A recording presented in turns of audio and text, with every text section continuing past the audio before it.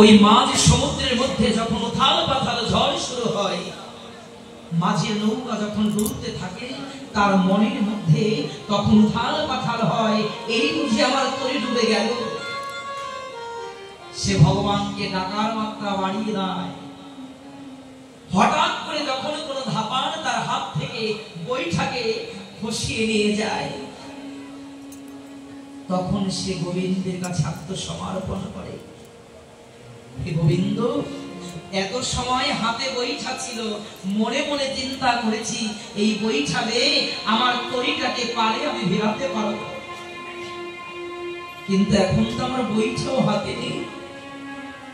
তবে আমার যে মাঝ সমুদ্রে ডুবে মরতে হবে।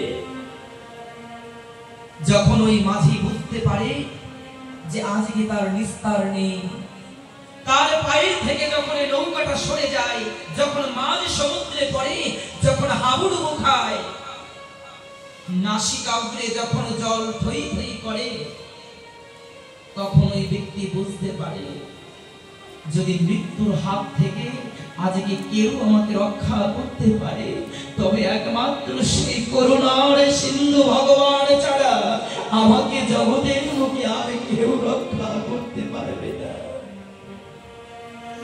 তখন ওই ব্যক্তি বলে, হে ভগবান, আমার জীবনের ভার আমি তোমাকে দিলাম, যাহা কিছু ভালো হয় তাহাই তুমি করো।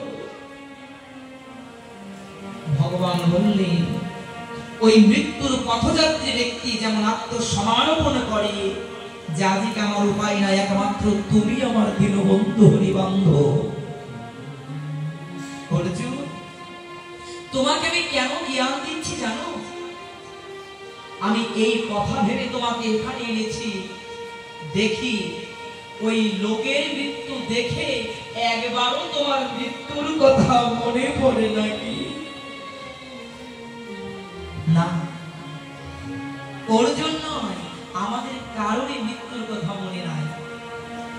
তাই শুধু ভক্তজন, এই জগতের বুকে যে যতই আমরা বলি ভগবান আসেন, বেদ বলছে ভগবান আছেন, গীতায় বললেন ভগবান আসেন, চৈতন্য চরিতামৃত বলেছে ভগবান এসেছেন। তবে ভগবান কোথায়? ভগবান আর কোথাও নয়। ভগবান বললেন এই কলিতে ভগবান একমাত্র সেখানেই যেখানে ভাগবত তার ভক্ত উপস্থিত রয়, সেখানে সাক্ষাৎ আমার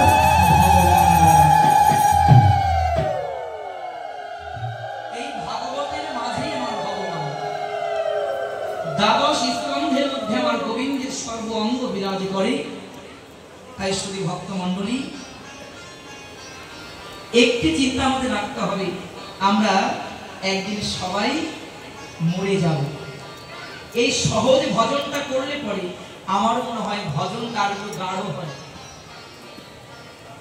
তাই আপনাদেরকে অনুরোধ জানাবো, আসুন,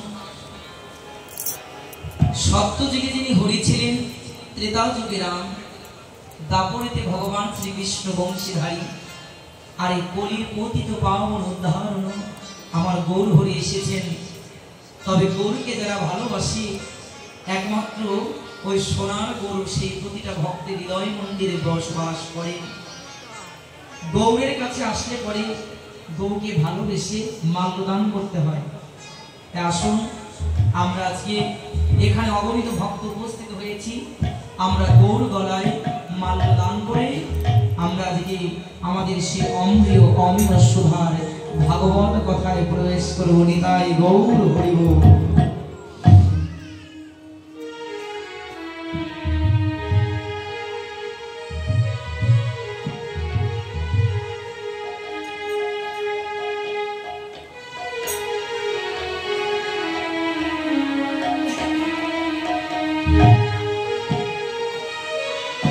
ভগবান যাদেরকে কৃপা করে দুটি হস্ত দিয়েছে, বদন দিয়েছে, আসুন আমরা সকলেই একত্রিত হয়ে রাধা মাধব কীর্তনে অংশগ্রহণ করি।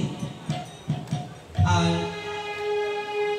আমি যেখানে বসে আছেন, যেভাবে আমি সবাইকে অনুরোধ জানাবো, যেখানে বসেছেন আমার কোনো আপনাদের ওখানে আমার যে কোনো অবজেকশন এটা কিছু নেই, কিন্তু যেখানেই বসেছেন আসুন আজকে এই সমাপ্ত রজনীতে আমরা শেষবারের মতো আমার দেহটাকে পবিত্র সেবায় লাগিয়ে আমরা সকলে গৌর হরির গণদেশে মাল্যদানের মাধ্যমে আমরা গৌর দেশে পৌঁছে যাব।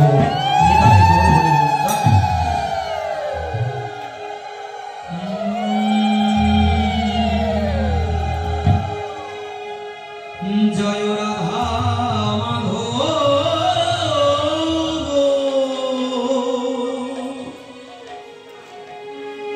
জয় কুঞ্জ বিহারী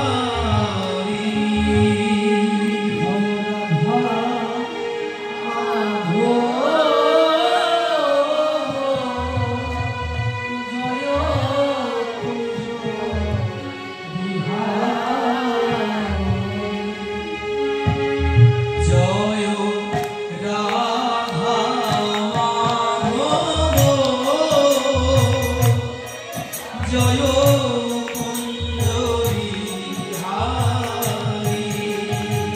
রাধে রাধে